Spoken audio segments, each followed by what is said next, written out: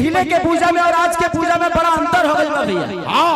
पहले के माता बहन बेटी जब मंदिर में जा चली है, थाली सजा ली है, अगरबत्ती बार ली है, एगो बड़ा निमन गाना गावत लिया। कौन गाना?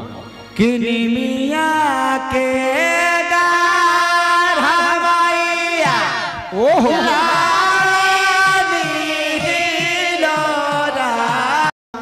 लेकिन आजकल के लड़की अलगे बड़ी सब कैसे जींस पैंट पहन ले तरी सब और मंदिर के लगे जाके कहते से हेलो दुर्गा माँ, अब माई के हेलो करके निकल जाते रही सब। अगरबत्ती तो 12 तरी सब बैठे में दिक्कत होता है से जींस पैंट बा दिक्कत तो होखबे करी गाना को तरी सब कैसे कि सवरिया